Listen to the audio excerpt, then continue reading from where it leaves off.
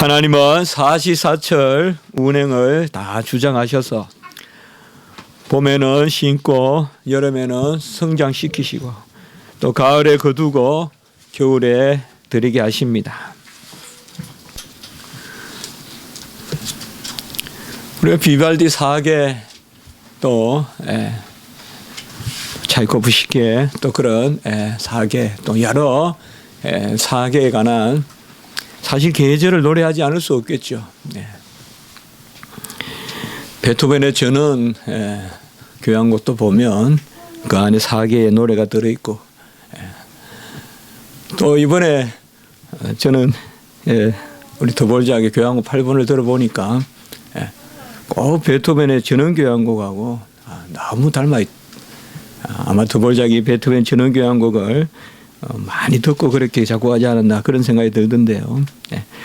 사시사철 자체가 우리의 노래고 사시사철 자체가 참 정겹죠.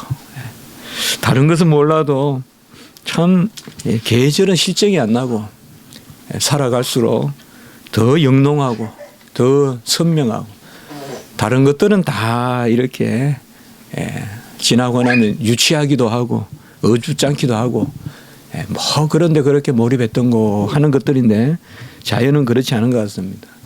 봄, 여름, 가을, 겨울 하나님이 다 주장하셨어요. 우리 교단은 해마다 11월 셋째 주일을 추수감사주일로 이렇게 지냅니다. 구약의 어떤 수장절 또 초막절, 장막절이 이런 감사의 절기, 수장 다 거두어서 창고에 드리고 하나님께 감사하는 그러한 열매를 다 거두는 그런 감사도 되지만 수장절은 또한 광야에서 초막 가운데서 살 때 하나님이 시마다 때마다 그들을 지켜주신 그 열악한 상황에서도 하나님이 지켜주신 그래서 초막절, 수장절 수장하면서 또 초막을 기억하는 그래서 지내는 그 절기에 의미가 통하는 것이지 우리가 이제 신약 시대 때 그 절기를 그대로 지키는 것은 아닙니다. 그러나 범사에 감사하라 하고 우리가 한 주일을 정해서 이렇게 감사하는 예배를 드리는 것은 얼마나 하나님이 기뻐하시겠습니까? 우리가 잘 알듯이 영국 청교도가 1620년에 메이 프라호를 타고 그 플리머스라는 그런 매사추세츠 그쪽 지역으로 그렇게 도착하죠. 이들은 그저 생계를 구하기 위하여 신천지를 개발하기 위하여 간 것이 아닙니다. 우리가 그 정도라면 좀 우리에게 덜 와닿을 것입니다. 이들은 종교의 자유를 찾아 떠난 것입니다. 새로운 하나님을 바로 섬기기 위하여 그래서 그곳에서 종교 양심의 자유 이게 이제 미국의 큰 인권의 중심이 되지 않습니까? 양심의 자유, 종교의 자유 그것을 찾아서 떠나서 그들이 그 해에 꼭 절반이 죽었다고 합니다. 102명 중에 151명이 그 겨울에 지금 이때쯤 갔으니 그 당시에 원력을 하면 넷째 주쯤 이렇게 갔다고 하니까 미국의 그 밑지역에 가면 상당히 춥거든요. 또 높습니다. 2도가. 그래서 그곳에서 절반이 죽고 절반은 구사일생으로 사는데 그것도 스스로 살 수 없고 이제 인디안들이 그들을 도와줍니다. 그래서 1620년에 겨울에서 1621년에 걸친 그 겨울을 나고 이제 새봄에 씨를 뿌리고 해서 그해 가을에 이제 거지를 해서 열매와 곡식과 채소를 쫙 이렇게 오늘 우리 같이 이렇게 진열해 놓고 또 칠면조를 그래 잡아서 이제 예배를 드리는 나눠 먹는 그게 이제 이후에 또 국경일이 됐다가 폐지됐다가 하다가 이제 에브라함 링컨이 가장 귀한 날로 여겨서 그래서 오늘날까지 이렇게 국경일로 아주 귀하게 여기잖아요. 그렇게 내려왔습니다. 사실 우리나라가 추수감사절이 국경이면 얼마나 좋겠어요. 예. 그러니까 연휴를 한 사흘씩 쉬고 이러면 얼마나 좋겠어요. 예. 그래서 사실상 이 추수감사의 우리가 의미는 아까도 말씀드렸지만 하나님이 도우시는 그 광야 생활에서 장막과 초막과 얼기설기 다 엮어서 만든 그 나무 잎으로 가지로 종려 가지로 만든 그런 삶 가운데서도 하나님이 살리시더라, 입히시더라. 그걸 기억하고 또 한 가지는 무엇보다도 바로 이러한 푸뇨한 소산 자체만 아니라 우리가 부용한 영적인 삶을 사는 기도하고 예배드리고 이것을 기뻐하는 그것이 또한 추수감사절의 의미가 돼야 된다. 그저 세상에서도 가을에 되면 어떤 모양으로든 그 추수한 것에 대한 어떤 그러한 감사 그런 차원이 아니라 추수감사주일은요. 그래서 추수감사는 어떻게 보면 인간이 한 해 동안 열심히 노력해서 그것에 따라서 하나님이 대가를 지불했다. 뭐 이래도 우리는 너무 감사한 일인데 그 수준이 아니죠. 고진감래다. 그런 게 아니다 이 말이에요. 뭐 최고 우리가 참 고통을 다 하니까 달콤한 게 온다. 그런 의미 정도가 아니다 이 말이죠. 바로 추수감사절은 그 본질은 우리는 아무것도 안 했는데 하나님이 하셨다. 우리가 땀을 흘렸더니 갚아주셨다라는 차원을 넘어서서 있다 이 말이죠. 심지도 거두지도 들이지도 않아도 공중의 새를 기르시고 수고도 길쌈도 아니하여도 들의 백합화를 입히시는 그 하나님의 무조건적 은혜와 사랑을 노래하는 것이 바로 추수감사절의 의미입니다. 인간이 아무리 땀을 흘려서 경실비실 직조를 한다고 해도 솔로몬의 모든 영광으로도 그 입은 것이 잎꽃 하나만 못하였다라고 했으니 사람의 수고가 아무리 차도 들꽃 하나도 못 만드는다 이 말이죠. 솔로몬이 그렇게 영화를 누리고 번영하고 군데군데서 금이 들어오고 귀한 상아가 들어오고 해도 그거 다 모아도 그 영광이 꽃 하나 못하다. 그러니 이 가을에 우리 인간이 무엇을 했다는 것은 들꽃 하나만도 못하다. 하나님이 다 우리에게 베푸셨다. 그것을 우리가 생각하는 것이 바로 추수감사절의 그러한 의미라고 여기는 것입니다. 시편 126편 5절에 보면 눈물을 흘리며 씨를 뿌리는 자는 기쁨으로 거두리로다. 여기에서 눈물을 흘리며 씨를 뿌린다는 것은 우리는 열심히 노력한다라고도 생각해 볼 수 있지만 또 하나 더 깊은 의미로 보면 왜 눈물을 흘리면서 씨를 뿌리겠어요? 아무것도 할 수 없고 무능하고 부패하고 씨를 뿌릴 수 없는 가운데서 씨를 뿌리는 내 공로 없이 오직 주의 공로에 의지하여 씨를 뿌리니 눈물로 씨를 뿌린다. 무슨 자격을 갖추고 떳떳하게 내가 투자하고 떳떳하게 내 자질로 살아가는 것이 아니라 숨기듯이 부끄러운 듯이 아무것도 없는 가운데서 눈물로 씨를 뿌린다. 이것은 어떻게 보면 눈물로 뿌린다는 것은 아무것도 없다 이 말이에요. 뿌릴 것이 없다. 자질이 없다. 그러면서도 하나님 의지하여 나아가는 눈물로 씨를 뿌리는 자는 기쁨으로 거두리로다. 기쁨으로 거둔다는 말은 그저 하나님이 이루신다는 여기 기쁨은 하나님이 무조건적으로 베풀어주는 그 기쁨을 이야기하는 것입니다. 전에도 한번 제가 소개를 했지만 초등학교 때 제 친구가 있어요. 교회를 열심히 다녔어요. 아주 여자 같았어요. 근데 어머니와 누나와 함께 살았는데요. 아주 잘생겼어요. 다 좋아했어요. 여학생들만. 너무 여성성이 많아서 남자들은 다 싫어했어요. 근데 저는 이상하게 이 친구가 그렇게 싫지는 않았어요. 근데 정말 가난했어요. 지금 생각해 보면 그냥 창고 같은 집에 그 문 하나 열면 그 방 하나 있는 그게 다였어요. 그런데 살았어요. 그러나 줄곧 반장을 했고, 항상 제가 기억에 나는 것은 여기까지 목에까지 올라오는 그 흰 티를 입으면 거의 봄에서 그냥 가을까지 그 티만 입고 다니는 그런 친구였어요. 그 친구는 육성애비가 없어도, 육성애비란 말은 요새 여러분 잘 모를 거예요. 육성애비 잘 모르죠.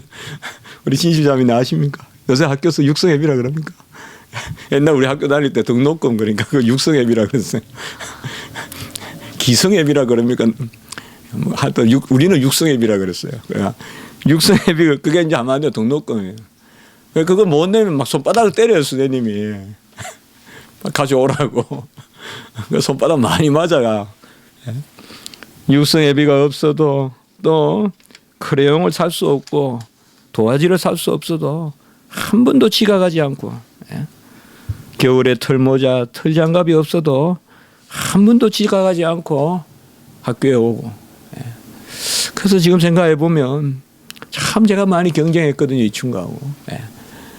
내 성적은 제가 이제 중학교 때 정도로서 완전히 이 친구를 이기게 되는데, 지금 생각해 보면 제가 이긴 게 아니에요, 진 거예요.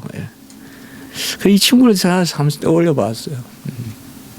온누리 교회 다니고 지금 벌써 10년이 또 넘게 한국 오자마자 최고 부러워했던 친구들 셋이, 저는 그렇게 안 그랬는데 그 두 친구였어요. 한 친구는 서울에 부모님이 계신지 어떤지 그냥 시골에 할아버지한테 맡겨놨어요. 또 그 동생은 정신박약아예요. 여동생이 있었는데. 그건 철이라는 친구고, 또 이 친구는 성배라는 친구인데, 둘 다 잘 번듯하게 그렇게 성장을 해서, 제가 목사 아니고 그냥 공부만 하고 이러면 찾을 일이 없을 텐데, 목사한다 그러니까, 이 친구는, 본래 금방 말씀드린 이 친구는 어릴 때부터 교회를 잘 다녔고, 어머니도 제가 보면, 재치예요. 첩이에요, 첩. 그 밑에서 이제 누나하고 이렇게 자랐어요. 그리고 또 다른 친구는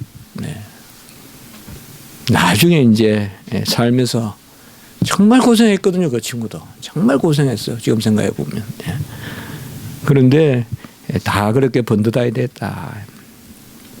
눈물을 흘리며 씨를 뿌린다는 것이 뭘 의미하는지 잘 모르겠어요. 그러나 이건 그저 수사가 아니라 정말 울며 씨를 뿌리는, 뭔가 내 공로는 아니지만 또 하나님이 그 길로 가라니 가고 또 서 있으라니 서 있고, 아마 이 친구는 눈물로 그렇게 씨를 뿌려서 칼기 기장도 하고 참 잘 됐어요. 뭐 그 직업 자체가 뜻하기보다 참 잘 됐어요. 나는 아무것도 할 수 없다는 자기 부인의 눈물을 흘리면서 전적으로 하나님께 의뢰하면서 씨를 뿌리는, 그가 기쁨으로 단을 거두리라. 이 시편의 126편의 기쁨으로 단을 거둔다. 이것은 전적으로 하나님이 다 하셨다. 시편 126편 5절 6절에는 눈물로 씨를 뿌리고 또 울며 씨를 뿌리러 나가는 자는 기쁨으로 단을 거둔다 했으니, 마치 우리가 그 눈물을 마치 우리의 수고같이 여기지만 그렇게 읽으면 안 된다 이 말이야. 바로 126편 2절 3절에 보면, 그때에 우리 입에는 웃음이 가득하고 우리 혀에는 찬양이 찼었도다. 그때에 문나라 가운데서 말하기를 여호와께서 그들을 위하여 큰 일을 행하셨다 하였도다. 여호와께서 우리를 위하여 큰 일을 행하셨으니 우리는 기쁘도다. 이게 2절 3절에 나오고 5절 6절에 눈물을 흘리며 씨를 뿌리고 울며 씨를 뿌리러 나가는 자는 이렇게 나옵니다. 여호와가 큰 일을 행하셨으니 우리는 기쁘다. 이게 먼저 있고, 이게 바로 여호와가 다 하시니 눈물로 씨를 뿌리는 거지. 눈물조차도 우리의 공로가 아니다. 자기를 부인하고 나는 할 수 없다 하고, 나는 도무지 하나님 앞에 의미 있는 그런 일을 할 수 없는데 하나님의 은혜로 우리가 이 일을 감당한다. 하나님의 큰 일은 하나님이 친히 행하십니다. 하나님의 큰 일은 하나님의 보내신 아들 예수 그리스도께서 친히 이루셨습니다. 그가 우리를 알곡으로 삼아 천국에 들이시려고 친히 알곡이 되셨습니다. 그가 이 땅에 떨어져 썩어서 죽었습니다. 겨자씨같이 밀알같이 그가 이 땅에 오셔서 죽으심으로 친히 30배, 60배, 100배, 만배, 1000배, 억배의 곡식을 거두시고 우리를 그 곡식으로 삼아주셨습니다. 오순절 방언을 받았을 때 제자들이 무엇을 이야기했는지 아무도 알 수가 없습니다마는 각국의 언어로 하나님의 큰 일을 말하였도다 이렇게 말했습니다. 아마 시편 126편에 하나님의 큰 일을 우리가 떠올릴 수도 있겠고, 이 하나님의 큰 일은 우리의 생명을 살리는 일, 우리를 구원하시는 일, 그렇게도 우리가 여겨볼 수가 있겠습니다. 그래서 하란의 개혁신학자, 유명한 개혁신학자 헤르만 바빙크는 바로 하나님의 큰일이다라는 그러한 명제를 남겨서 그의 개혁교의학보다 더 많이 읽히는, 한때는 모든 위정자들은 이 책을 꼭 읽으라고 할 만큼 하나님의 큰일, 이 책을 썼죠. 제목을 하나님의 큰일로 했어요. 하나님은 전적인 은혜를 베푸셔서 전적인 감사, 절대 감사를 받기를 원하십니다. 다 하나님이 하셨다는 가운데서 일하심으로 전적으로 감사하고 절대적인 감사를 우리를 통하여 받기를 원하십니다. 아이를 낳을 수 없는 사라와 한나에게서 이삭과 사무엘이 나오게 하시는 것입니다. 그래야 절대 감사, 전적인 은혜에 찬미를 받기를 원하십니다. 사무엘상 1장 5절 6절 부분에 가보면 하나님이 한나를 임신하게 못하게 하였다라고 이렇게 나옵니다. 하나님이 한나의 태를 닫았다는 것이에요. 그리고 한나가 기도하고 통곡하고 서원하고 마음이 괴로워서 울며 기도했다고 나와요. 마음이 괴로워서 울며 씨를 뿌린 것이죠. 그때 하나님이 바로 사무엘을 단으로 주신 것입니다. 하나님은 한나의 찬미를 받기를 원하셨습니다. 여호와는 죽이기도 하시고 살리기도 하시며 낮추기도 하시고 높이기도 하시는도다. 가난한 자를 진토에서 일으키시며 빈궁한 자를 거름더미에서 올리사 귀족들과 함께 있게 하시며 영광의 자리를 차지하게 하시는도다. 이 한나의 찬양을 받기 위해서 죽이기도 살리기도 낮추기도 높이기도 가난한 자를 진토에서 일으키고 빈궁한 자를 거름더미, 우리 주일학교는 잘 모르겠죠. 거름더미라면 한마디로 인분을 뜻해요. 인분. 그 더미에서 가난한 자를 들어 올리셔서 귀족과 함께 영광의 자리에 앉히기도 하시고, 이게 한나의 노래예요. 한나가 태를 닫지 않고 한나가 그저 그때 평상대로 아기를 낳으면 어찌 이 노래로 영광을 돌리겠어요. 통곡하면서 서원하면서 마음을 괴로워하면서 정말 하나님 앞에 부인하면서 울며 기도했기 때문에 이러한 찬송을 올리지 않겠습니까?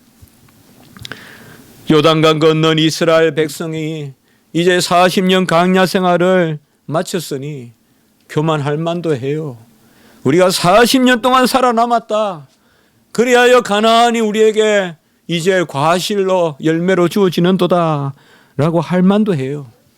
그러나 하나님은 그들의 교만을 꺾으시려고 여리고를 점령하기 전에, 아이를 점령하기 전에 그들에게 두 가지 시련을 주시죠. 하나는 만나와 메추라기를 끊어버리는 것입니다. 더 이상 만나를 내려주지 않고 이제 그 땅에 소산을 먹으라고 하는 것이요. 하나는 할례를 받으라는 것입니다. 할례를 받고 여리고성을 향하여 진격하라는 것입니다.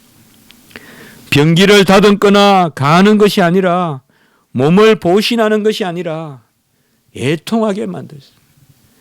눈물로 여리고성으로 나아가게 하신 것이에요. 눈물밖에 없어요. 우리가 아무것도 없어요. 다 떨어지면 눈물로 씨를 뿌리게 되는 것이에요. 우리가 영국 갔을 때 그런 마음이었어요. 비행기에서 많이 울었어요. 미국에서 영국 가면서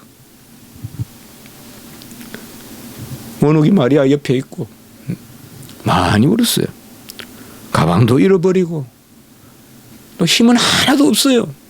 이미 미국에서 있을 데가 없어서 남집에 그 선교사님, 필리핀 선교사님, 그 가나다 선교사님 방에 2주인가 3주간 그냥 우리 가족들이 그 한 방에 있었어요. 그런 힘든 가운데서 또 가방까지 잊어버리고 영국에 가니까 또 비행기 타는데 또 비행기를 놓치가지고 그럼 한전이 다 그냥 꺾어버리는 거예요. 에딘버러 도착했을 때는 한마디로 그냥 아무것도 없는 불가항력적으로 나를 부인하게 만드는, 뭐 이곳에서 뭐 해보자는 의욕 이런 것보다는 그냥 어찌 이곳까지 왔는고, 에베네셀 여기까지 그냥 굴러왔구나, 돌이 여기까지 굴러왔구나, 에베네셀 하나님이 이 땅까지 그냥 우리를 굴르셨구나, 에베네셀, 그런 생각을 했습니다. 하나님은 우리가 눈물로 씨를 뿌리게 하세요. 애통하며 씨를 뿌리게 하세요. 안 된다 안 된다 하는 가운데서 하나님은 마치 다 썩은 겨울의 동토에서 봄날에 싹이 다시 나듯이 완전히 없어진 듯한 미랄이 다시금 싹을 내듯이, 썩어서 싹을 내듯이 우리도 하나님 앞에 아무것도 없어요. 눈물만 남게 하실 때 그때 하나님 우리를 이끄신다. 우리가 받은 것을 싹이 아니라 은혜로 여기게 하시려고, 로마서 4장 4절. 일한 것이 없이 하나님께 의로 여기심을 받는 사람의 복을 증거하라고, 로마서 4장 6절. 일한 것이 없이 하나님께 은혜로 의롭다 여김을 받는 사람의 복. 같이 합시다. 일한 것이 없이 하나님께 의로 여기심을 받는 사람의 복. 로마서 4장 6절. 우리의 싹수로 여기지 말고 은혜로 여기게 하시려고 하나님이 우리에게 눈물을 흘리게 하신다. 하나님의 큰 일일수록, 생명의 일일수록, 본질적인 일일수록 하나님은 우리에게 눈물로 씨를 뿌리게 하시는 것입니다. 눈물로. 큰 일이니까 모든 조건이 잘 갖추어져서 그렇게 되는 것이 아니라 큰 일일수록, 저도 책, 참 변변치 않은 책을 한두 권 쓰기도 했지만은 다 책 쓰려고 쓴 게 아니에요. 쓰려고 하면 안 돼요, 잘. 학문도 그런 것 같아요. 하나님이 하셔야 하지.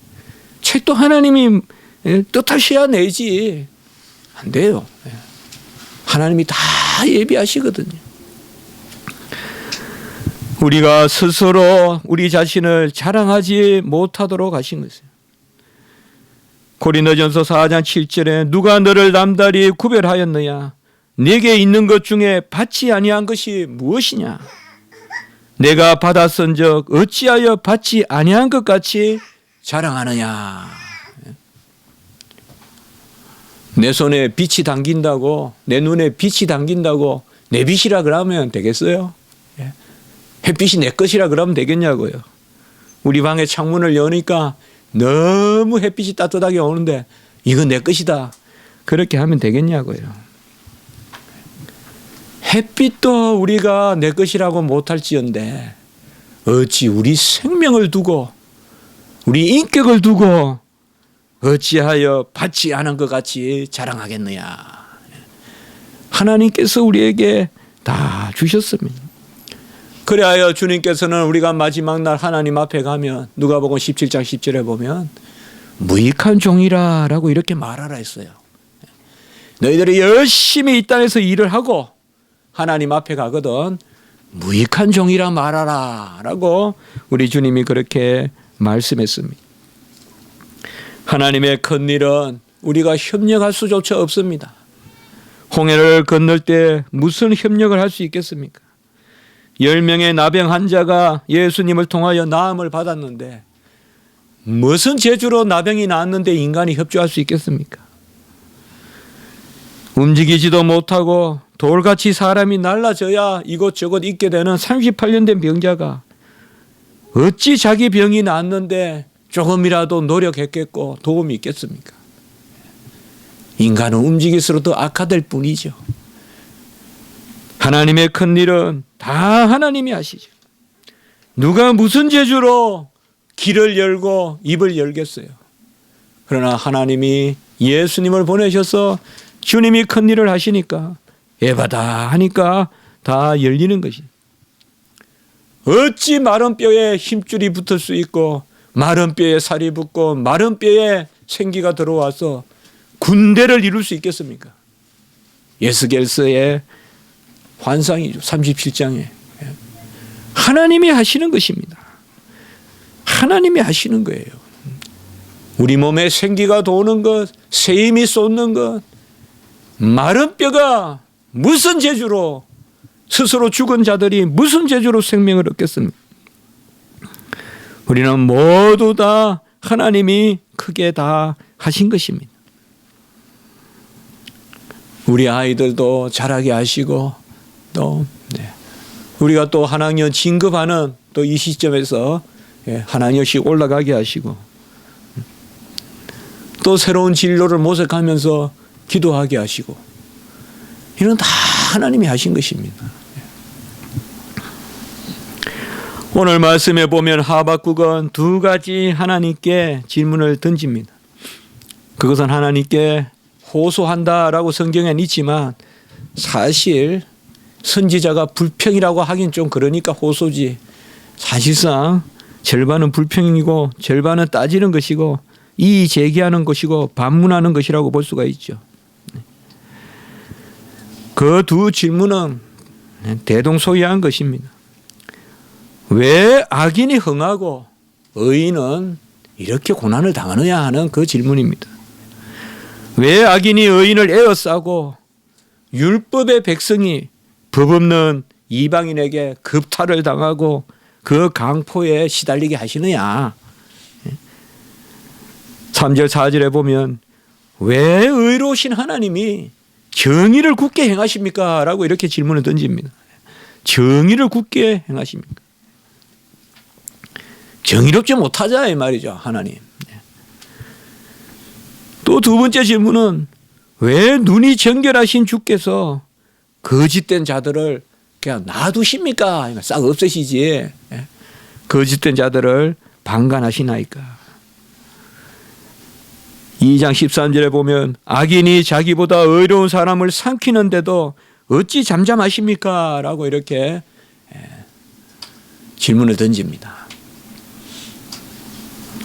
우리나라도 보면 1919년 3.1 운동 때 많은 기독교인들이 순교당하죠.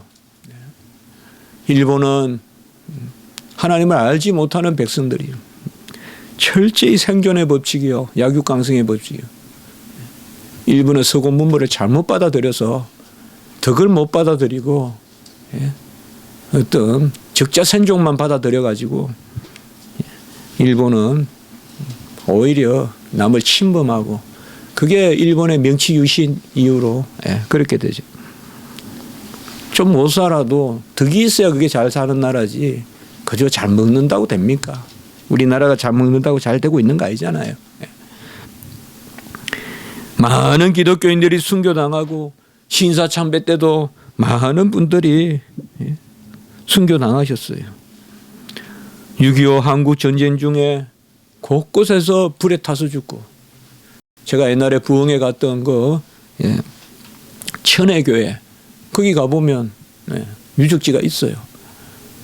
그 동네에 밥 먹는데 나루가 있는 밥 먹는 데 있잖아요. 옛날에 나루 건너는데 거기 사람들 모여라 해놓고는 그냥 문 잠그고 다 불태워버리는. 물에 빠뜨려 죽이고, 또 영광에 가보면 굴비 많이 나는 거기 염산교회라고 있어요. 거기 가보면 전부 다 이제 또 6.25 때 이렇게 묶어가 돌을 하나씩 그냥 해가지고 다 빠뜨려서 죽이는 그런 데가 많습니다. 우리는 왜라는 질문을 종종 하나님께 던집니다. 왜라는 질문은 두 개로 크게 던지죠. 즐겁고 감사할 때 인자가 무엇이간데, 사람이 무엇이간데 라고 질문을 던집니다. 시편 8편 4절에 보면 인자가 사람이 무엇이간데 그를 생각하시며 그를 돌보시나이까. 감사의 왜라는 질문도 던져요. 그리고 더불어 우리가 고난의 혹은 불평의 예라는 질문도 던집니다. 어렵고 무고를 당하고 괜한 고난을 당할 때 또 왜라고 질문을 합니다. 오늘 하박국과 같이 왜 의인이 고난을 당하는가? 왜 율법의 백성이 법도 없는 백성들의 치하에서 신음하는가?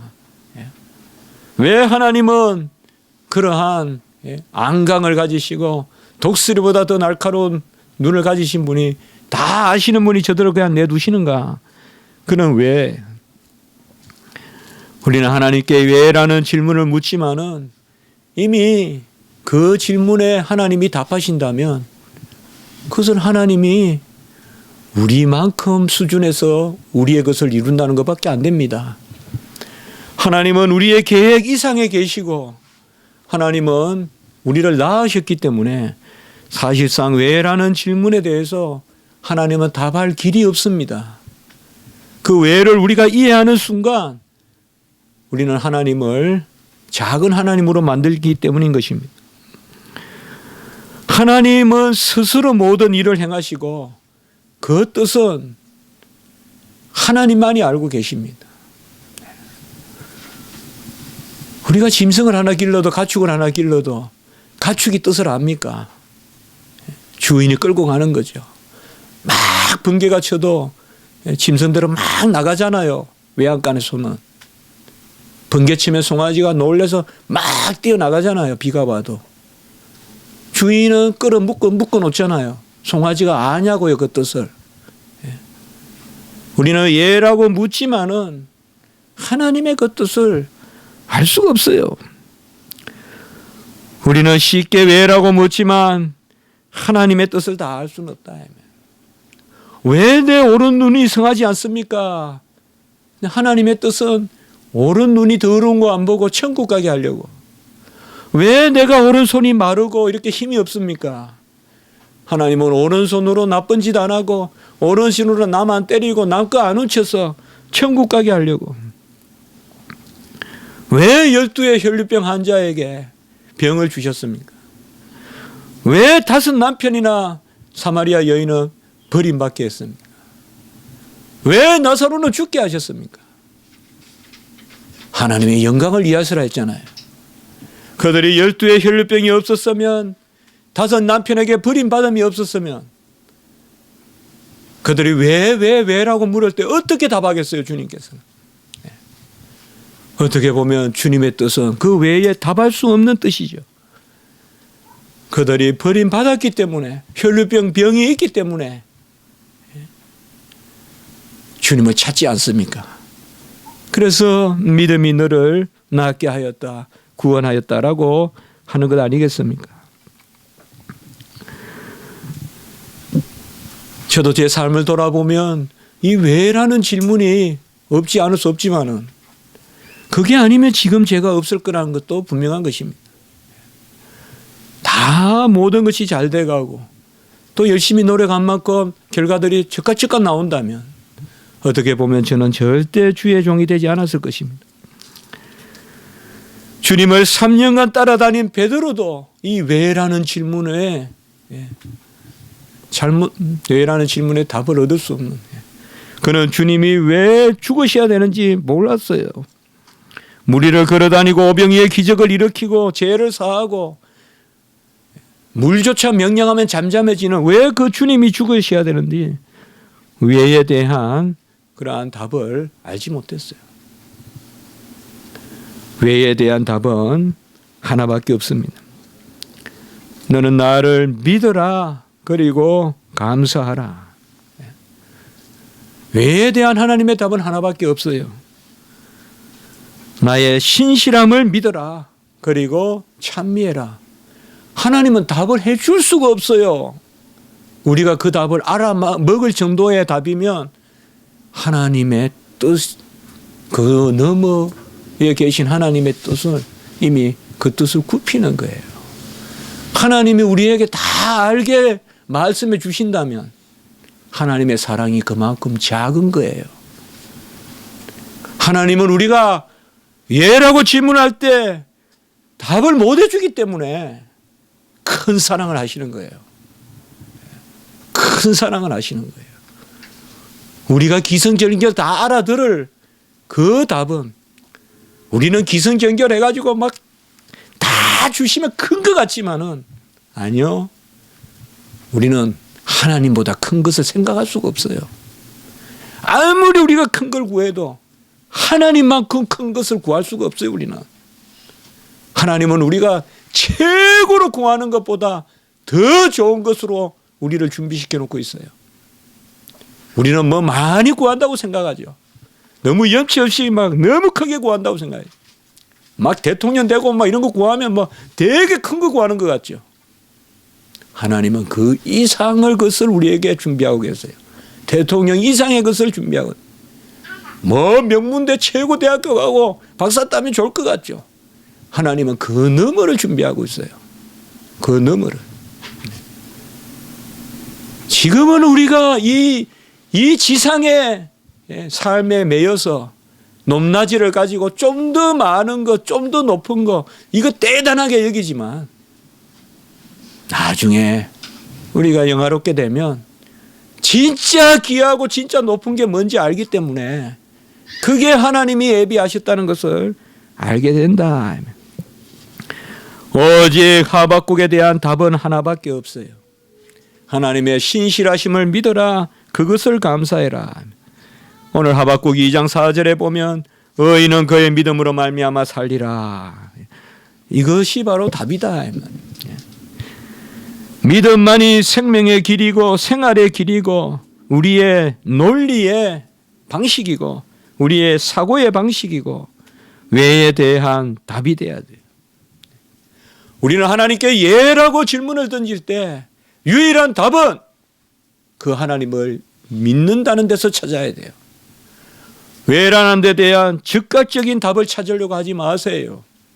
욥도 왜라고 물었지만은 하나님이 천지를 지으실 때 너는 어디 있었냐? 그것으로 답하셨어요. 하나님이 모든 것을 지으시고 주장하신다. 적이 쳐들어와도 여호와는 살아서 구원해 주시고 먹을 것이 없어도 채워 주신다는 것입니다. 하박국은 이 답을 들은 것입니다. 그래서 오늘 우리가 후반부에 읽었던 말씀, 이 믿음으로 사는데 하박국의 조건은 결코 나아지지 않았습니다. 오늘 3장 16절에 후반부 읽었던 부분에 보면 외적인 조건은 뭡니까? 이방인들이 쳐들어옵니다. 얼마나 간담이 녹습니까? 창자가 떨리고 입술이 떨리고 그 환난을 생각하니 뼈가 썩는다고 그랬습니다. 그리고 자기가 서 있는 그 처가 흔들흔들 거리는, 진짜 현기증이 날 만큼 겁이 난다 이거죠. 이게 외적인 조건입니다. 하박국의 외적인 조건이 좋아진 것은 아무것도 없습니다. 내적인 조건은 뭡니까? 그렇다고 해서 안에 먹을 거라도 있느냐? 바깥에서는 쳐들어오고 안에는 먹을 게 없어요. 그 성전의 문을 열어줘야 될 판이에요.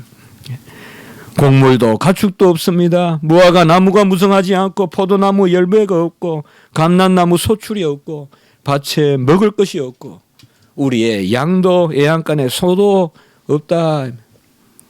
대내외적으로 다 모든 것이 없습니다. 눈물밖에 없습니다. 그런데 하박국 선지자는 16절에 그러한 외적인 조건과 17절에 그러한 외적인 조건이 극악했음에도 불구하고 18절에 보면 바로 왜라는 데 대한 답으로 감사하는 것입니다. 나는 여호와로 말미암아 즐거워하며 나의 구원의 하나님으로 말미암아 기뻐하리로다라고 이렇게 말씀하고 있습니다. 여호와로 즐거워하고 하나님으로 기뻐한다. 같이 합니다. 여호와 하나님, 바로 하나님 그 자신으로 말미암아 나는 기뻐한다. 그분이 무엇을 주었고 그분이 무엇을 행하시고 그게 아니라 하나님을 믿는다 이 말이죠. 그분의 신실하심을 믿는다. 그분이 모든 것을 행하실 것을 믿는다. 우리가 항상 기뻐하고 범사에 감사하는 것은 어떤 조건을 쫓은 기쁨과 감사가 아닙니다. 여호와를 의뢰할 때 항상 기뻐하고 항상 범사에 감사하게 되는 것입니다. 오직 여호와 자신을 믿을 때, 그가 구하면 들으실 줄 믿을 때, 내 손에 무엇이 들린 것을 믿는 것이 아니라 여호와를 믿을 때, 우리가 오히려 담대한 것은 무엇이든 믿음으로 구하면 주실 줄 믿기 때문이에요. 들으실 줄 믿기 때문에. 요한일서 5장 14절, 바로 여호와를 믿을 때 나는 여호와로 말미암아 즐거워하고 구원의 하나님으로 말미암아 기뻐하리로다. 여호와 하나님으로 말미암아 기뻐한다. 여호와를 믿을 때 쉬지 않고 기도하게 되는 것입니다. 하박국은 달려간다고 했어요. 우리가 얼마나 들고 뛰어갈 수 있겠어요. 이틀 식량, 사흘 식량. 환난과 전쟁이 일어나면 집에 들어갈 시간도 없다고 했어요. 말세에는. 그러면 뭐예요? 아무것도 없이 뛰어가야 되는데 우리가 식량을 며칠 거 가지고 가겠어요? 이 뒤에 이병철 가문은 며칠 식량을 가지고 뛸 수 있을까요? 똑같죠. 많아야 사흘, 나흘. 그러나 여호와가 우리의 양식이고 여호와가 우리에게 때를 따라 식량을 공급해 주시면 우리는 여호와만 안고 뛰면 어디 가도 먹여주시고 까마귀도 보내주시고 살았다 가부도 만나게 하시고 다 하나님이 우리에게 모든 것을 이루신다. 그러니 우리가 여호와 앞에 나아가는 것은 빈부와 어떤 궁핍이나 이런 것을 넘어서서 감사함으로 나아간다 이 말이에요. 참 하나님이 묘하게 말씀을 이렇게 맞게 주시는데 이번에 시편 100편이 감사의 시거든요. 표제가. 감사의 시. 감사함으로 그의 문에 들어가며 감사함으로 그의 문에 들어가며 시편 100편 4절 찬송함으로 그의 궁정에 들어가서 감사 찬송이 그의 문을 열고 그의 궁정의 문을 여는 감사함으로.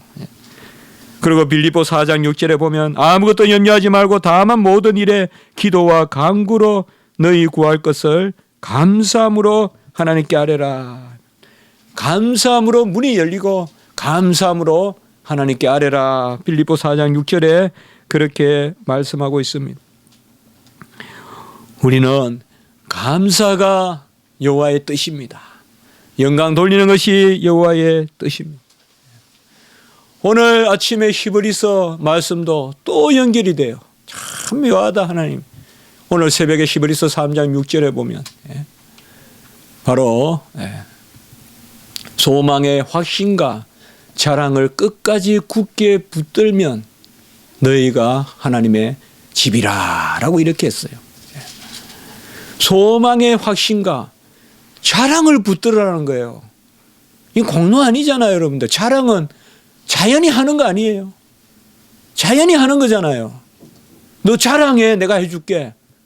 이 말은 어폐가 있잖아요. 해주니까 자랑하는 거 아니에요. 아니, 목이 마른 사람이 물을 마시고 시원하다. 그거 자랑이죠. 배가 고픈 사람이 음식을 먹고는 아이고 배가 든든하다. 자랑이죠. 이미 여호와 하나님이 우리에게 베풀어 주실 것을 자랑하라. 이 다 감사의 이야기예요.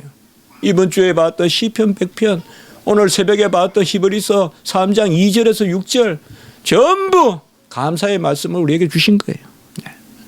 감사로 문을 열어요. 만세반석이 감사로 열려요. 감사로 궁정에 들어가요. 감사하십시오. 왜라고 물을 때 질문하세요. 기쁠 때도 왜라고 물으세요. 힘들 때도 왜라고 물으세요. Why me? 왜 납니까? 라고 물으세요. 그러나 그 물음을 즉시 자랑으로, 확신으로 여호와 하나님에 대한 오늘 2장 4절 같이 합니다. 의인은 믿음으로 말미암아 살리라. 즉시 믿음으로 바꿔야 돼요. 왜라는 질문을 들을 때, 왜라는 질문이 던져질 때 물으세요. 자연이니까 묻는 거예요. 하나님께. 묻는 게 나쁜 게 아니에요. 그러나 그것을 끝없이 추구하는 것은 우리를 미혹에 빠지게 하는 것이죠. 우리가 하나님께 하박국과 같이 물을 수밖에 없죠. 그러나 그때 우리는 믿음으로 돌이켜야 된다. 그의 신실하심을 믿는다. 시편 136편에 보면 1절에서 26절까지 매 구절마다 감사란 말로, 물론 히브리에 보면 감사란 말이 이만큼 나오진 않지만 그러나 계속 그냥 감사가 붙어야 돼요. 사실상 동사는 자주 안 쓰더라도 그의 어떠하심을 감사하고 그가 행하신 창조를 감사하고 그가 우리에게 행하신 구원의 역사를 감사하라. 이렇게 시편 136편을 우리가 정리해 볼 수가 있습니다. 오늘 말씀해 보시면 19절에 주 여호와는 나의 힘이라 나의 발을 사슴과 같게 하사 나를 나의 높은 곳으로 다니게 하시리로다. 우리 19절 한번 거기까지만 읽어볼까요? 여호와는 나의 힘이라 나의 발을 사슴과 같게 하사 나를 나의 높은 곳으로 다니게 하시리로다. 같이 한번 읽어볼까요? 시작. 주 여호와는 나의 힘이시라 나의 발을 사슴과 같게 하사 나를 나의 높은 곳으로 다니게 하시리로다. 이 말은 특별히 우리가 오대산이나 속리산 갈 때 이 말씀을 잘 새겨서 사슴과 같게 하사 높은 곳으로 다니게 하시리로다. 에베레스트로 다니게 하시고 우리 발을 사슴과 같게 여호와가 나의 힘이시라. 제가 그래도 우면산이라도 타는 것은 여호와가 나의 힘이시기 때문에 내 발을 사슴과 같이 하시기 때문에 힘을 내십시오. 우리 인생의 다리의 힘은 아까 우리가 교독도 했지만 여호와께서는 말에 힘이 세다 기뻐하지 아니하고 우리의 다리가 억세다 하여 기뻐하지 아니하고 그를 경외하고 그의 인자를 간구하는 자를 기뻐하시는도다. 내 자신, 내 발이 강하다고 기뻐하지 않아요. 내 소유, 우리 집에 세워놓은 말이 힘이 세다고 기뻐하지 않아요. 내 자신, 내 소유 기뻐하지 않아요. 그의 인자를, 그를 경외하고 그의 인자를 간구하는 자에게, 그의 사랑을 간구하는 자를 기뻐하시는도다. 여호와께서 힘을 주시면 뛰어가도 걸어가도 곤비치 않고 독수리와 같이 날개치며 날아갈 줄 믿습니다. 고린도후서 6장 8절 10절에서 보시면 우리는 속이는 자 같으나 참되고, 진짜 우리가 고난 당하지만은 여기에서는 그 이야기하고 있는 사실 그렇게 보일지라도 그게 아니라는 거예요. 고린도후서 6장 8절에서 10절에 보면 우리는 속이는 자 같으나 참되고, 속는 것 같아도 우리가 맞다 이 말이에요. 세상은 다 맞고 내가 틀리는 것 같아도 내가 맞다 이 말이에요. 우리는 속이는 자 같으나 참되고 무명한 자 같으나 유명한 자요, 죽은 자 같으나 보라 우리가 살아있고 징계를 받는 자 같으나 죽임을 당하지 않고, 근심하는 자 같으나 항상 기뻐하고, 가난한 자 같으나 많은 사람을 부요하게 하고, 같이 합니다. 아무것도 없는 자 같으나 모든 것을 가진 자로다. 그렇게 말씀하고 있어요. 여러분, 아무것도 없는 것 같아도 모든 것을 가진 사람입니다. 우리는 바울이 옥중에서 내게 능력 주시는 자 안에 내가 모든 것을 할 수 있다. 다 가지고 있어요. 여러분들, 꽃이 아름다울까요? 해가 아름다울까요? 달이 아름다울까요? 산이 아름다울까요? 우리 자신이 가장 아름다운 존재라는 것을 기억하시고, 우리의 부족함, 연약함, 이 감사함으로 이겨나가는 그런 은혜, 그런 은혜가 우리에게 있고, 여러분의 발을 사슴의 발과 같이 힘있게 하셔서 굳게 일어나고 뛰어가는 그런 은혜가 있기를 주님의 이름으로 간구합니다. 한번 기도드리겠습니다. 거룩하고 자비로우신 하나님 아버지, 왜라는 질문에 우리가 이성적인 답을 구하기보다 여호와를 의뢰하고 그의 신실하심을 믿고 믿음으로 살리라 답을 받게 하시고, 그리하여 우리를 새롭게 하시며 무명한 자 같으나 유명한 자여, 아무것도 없는 것 같으나 모든 것을 가진 자라는 그 말씀을 우리가 기억하게 하시옵소서. 아버지가 아들에게 모든 것을 주셨다고 말씀하셨듯이 아버지를 믿으니 모든 것을 우리가 가진 줄을 믿습니다. 아버지로 말미암아 기뻐하게 하시고, 우리 주 예수 그리스도로 말미암아 즐거워하게 하시고, 모든 일을 기쁨과 감사와 범사의 찬미와 영광을 올려드리는 그러한 저희들이 되게 도와주시옵소서. 우리 성도들의 삶을 주장하여 주시고, 지금 곤비함과 어려움과 싸매미 있고 지금 공고함이 있더라도 하나님, 우리 자신의 속을 들여다보게 하시고 모든 것을 가지고 여호와께서 친히 우리를 위하여 싸우시고 친히 행하시려는 것을 기억하고 나가는 저희들이 되게 해 주시옵소서. 우리 십자가 지기 교회도 이러한 여호와로 말미암아 모든 것이 채워지는 은혜의 역사가 있게 해 주시옵소서. 구주 예수 그리스도의 이름으로 감사하며 기도드리옵나이다. 아멘.